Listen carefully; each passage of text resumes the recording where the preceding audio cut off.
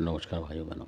आज का वीडियो लक्ष्मण चौहान जो हैं उनका है और बहुत पुराने सब्सक्राइबर हैं वो भी, और काफ़ी वीडियो सुनते हैं तो अच्छा लगता है इस तरीके के व्यक्तियों को बताने के लिए। बहुत अच्छा लगता है जब उनका कमेंट्स आता है तो उसमें उन्होंने जिज्ञासा जाहिर करी है कि जो भगत होता है यानी घर का, और अगर वो मर जाता है तो उसके साथ वो दीवान रहती है कि नहीं रहती, या अलग रहती है, या वो मरने से पहले उसको अपने दीवान मतलब कहीं जैसे गंगा जी में दे जाते हैं इस तरीके दे दें, या छोड़ दें उसे, कहने का मतलब, या कि अपने बच्चों को दे के जाएं, मतलब इस तरीके से वो पूछ लेते हैं।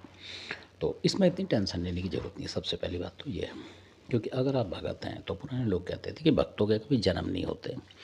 पहली बात तो आपको ये समझना चाहिए कि पुराने बुजुर्ग कहते थे, और आज भी देखेंगे जो पुराने बुजुर्ग हैं वो आज रैपा वगैरह देवता वगैरह बन के चल रहे हैं, आउत पितर बन के जो भी गए हैं ज़्यादातर। तो इसका मतलब कि वो सही कहते थे कि मतलब जो भक्तों के जन्म नहीं होते। अगर वो भक्ताई कर रहा है तो उसका जन्म नहीं होगा, वो अपने घर में ही आ जाता है अपने आप, चाहे आप पूजे ना पूजे आ जाता है। और अच्छा करे बुरा करे वो उसके ऊपर बात है, जैसी उसकी अंदर से आत्मा होगी वो अलग बात है। तो इसलिए, और दूसरी बात कि कोई भी जो भगत होगा, मान लीजिए आपके पिताजी या कोई दादा परदादा कोई भी हो सकता है, तो जब वो मरता है तो छोड़ के नहीं जाता है वो किसी को। हाँ, ये है कि उसी देवताओं को अपने बच्चों को बता के जाता है, ना कि वो उनको रख के जाता है कि निकाल के सब इकट्ठे करके कोई लिख के उसको दे के जाता है।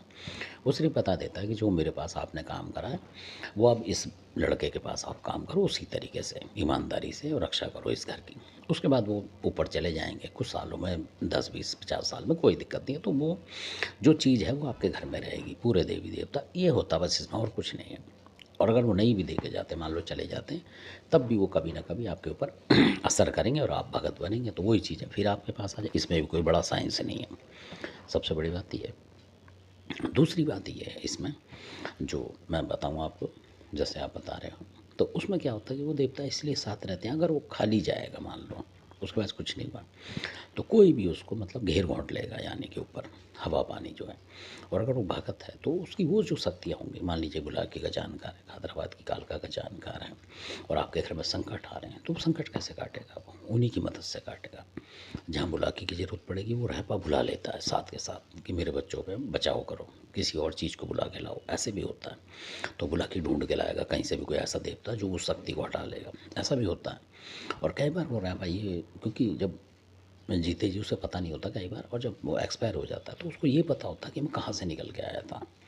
तो वो अगर बुलाकी आपके घर में है, मतलब, और कोई और पुराने देवता भी है, तो उसको भी बोल देगा बुला किसी को, उसको ढूंढ के वहाँ से ला उस पुराने प्रदेश से। तो उस पुराना प्रदेश का देवता भी आपके लिए लड़ने आएगा। ये है रैपा की शक्ति। धन्यवाद।